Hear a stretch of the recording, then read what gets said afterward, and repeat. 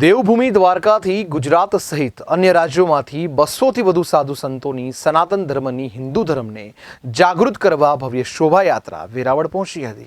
સનાતન હિન્દુ ધર્મના પ્રચાર અને પ્રસાર માટે દેવભૂમિ દ્વારકાથી મહંત કૃષ્ણાનંદજી મહારાજની આગેવાની હેઠળ ગુજરાત સહિત અન્ય રાજ્યોમાંથી 200થી વધુ સાધુ સંતો મહંતોની ભવ્ય શોભાયાત્રા ઠેર ઠેર નીકળી હતી, જે આજરોજ ગીર સોમનાથ જિલ્લાના વેરાવળ ખાતે પહોંચી હતી। વેરાવળમાં ખારવા સમાજની વણી ખાતે કિશોર કુહાડા તથા કમિટી દ્વારા શોભાયાત્રાનું ભવ્ય સ્વાગત કરાયું હતું।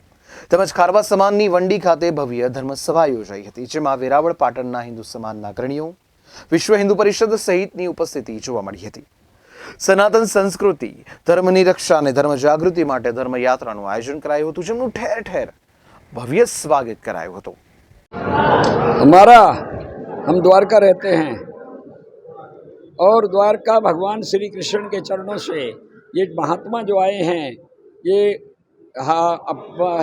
महाराष्ट्र, मध्य प्रदेश, आंध्रा, केरला और दूर दूर से आए हैं। हरियाणा, पंजाब, यूपी, उत्तराखंड, जूनागढ़ से सब महात्माओं आए हैं और इन्होंने यात्रा जो निकाली है हमने वो द्वारकाधीश के चरणों से, भगवान द्वारकाधीश के चरणों से निकाली है और देवभूमि द्वारका से हम निकले हैं। और हमारी ये यात्रा सब जगह घूमती हुई अपने कच्छ और यहाँ से निकलती हुई आई है। ये बेड़ा में बाराड़ी, फिर घूमती हुई खम्बालिया और जामनगर, पूरा कच्छ घूमती हुई, इधर सौराष्ट्र का घूमती हुई आज वो सोमनाथ पहुंची है। इसलिए सोमनाथ वालों ने हम कहते हैं कि भाई अब ये हमारी धर्म सभा है और ये धर्म सभा धर्म की रहेगी, लेकिन याद रखें कि धर्म की सभा संदेश देने निकली है कि हमारे वीरों को, हमारे युवाओं को ये संस्था बार बार जो संकेत देती रहेगी तो आप लोग जागते रहो। और जब जब हम सोए तब तक भगवान राम के विषय में याद होगा कि अवधवासियों राम के पीछे घर से निकले 14 वर्ष के लिए, और जब वहाँ से निकले तो तमसा नदी के किनारे आए और पहला विश्राम हुआ राम का, वो सब सो गए और रेत में आलोटते ही सो गए। तो भगवान राम उठकर चलने लगे और सुमन बाप जी को कहा, सुमन बाप जी इस रथ को चलाओ। तो सीता जी भक्ति है, खड़ी हो गई और उसने कहा, प्रभु मैं जाग रही हूँ राघव। तो सीता चुपचाप बैठ जा, बाजू वाला ना उठे तो। फिर लक्ष्मण ने कहा, मैं भी जाग रहा हूँ भाई, वो भी लक्ष्मण जी बैठ जाओ।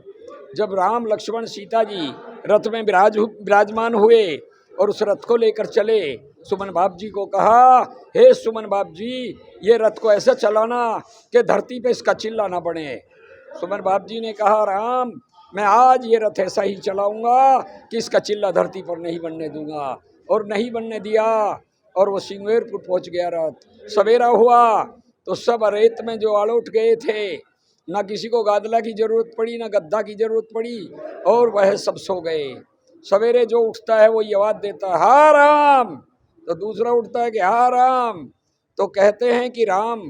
फिर दूसरा कहता है, भैया जैसा तू ऐसा ही मैं हूँ, मैंने भी नहीं देखा और तुमने भी नहीं देखा। एक ने कहा, जिस चिल्ले पर आराम गए हैं उस रथ का चिल्ला तो बना होगा, उधर जाओ। तो भागने लगे तो रथ का चिल्ला नहीं मिला। एक ने कहा कि राम अगर भगवान है तो हमें क्यों छोड़ गया।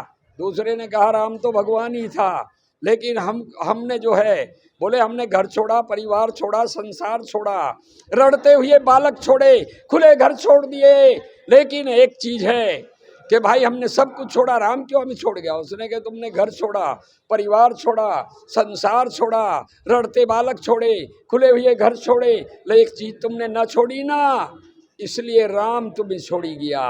क्या भाई। बोले तुमने निद्रा को नहीं छोड़ा तो भगवान ने तुम्हें छोड़ दिया। अगर तुम निद्रा को जीत लेते तो परमात्मा राम को भी जीत लेते, और तुम्हें निद्रा ने जीत लिया।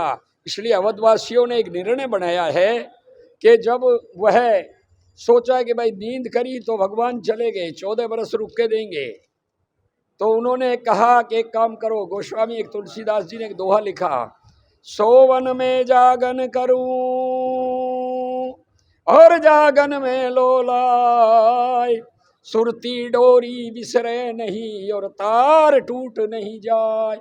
उन्होंने ऐसी ऐसी अवस्था बना दी अपनी कि सोते हुए जागते हुए नजर आते थे और जागते हुए सोते हुए नजर आते थे।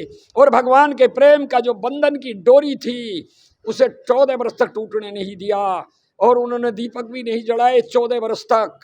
पर ऐसी अवस्था बताइए रामायण में तो कि 14 वर्ष के बीच में न तो किसी का जन्म हुआ अवध में, न किसी की मृत्यु हुई अवध में। मेरे प्यारे हो, सबसे अधिक प्यार अवधवासियों का दिखाई दे रहा है। भगवान श्री कृष्ण ने द्वारका मथुरा गोकुल छोड़ा तो गोकुल उल्टे नहीं गए, मथुरा आ गए। मथुरा छोड़ा द्वारका आए तो वापिस वह द्वारका मथुरा नहीं गए, द्वारका रहे। पर अवधवासियों ने, उन्हें तो एक ही राज मिला था, पर अवधवासियों भगवान राम को तो 2-2 राज मिले। एक लंका का राज तो मिला पर उन्हें किष्किंधा का राज मिला पहले, वो भी सुग्रीव को दे दिया। फिर दोबारा उन्हें लंका का राज मिला तो विभीषण को दे दिया, क्योंकि उनके हृदय में लीला करते हुए अवधवासियों दिखाई दे रहे थे। उन्होंने निर्णय कर लिया कि 14 वर्ष की अवस्था में जो कभी अगर राम नहीं आए तो 1 दिन की अवधि बीत जाने के बाद हम जिंदे नहीं रहेंगे, ऐसा उन्होंने प्रण किया है। इसलिए भगवान के हृदय में वो लीला करते हुए नजर आते थे और उन्हें रात को और दिन को अवधि दिखाई पड़ती थी। मैं तो ये कहूँगा रामायण तो बहुत बड़ी है, पर तुम्हें 1-2 अक्षरों में बताता हूँ कि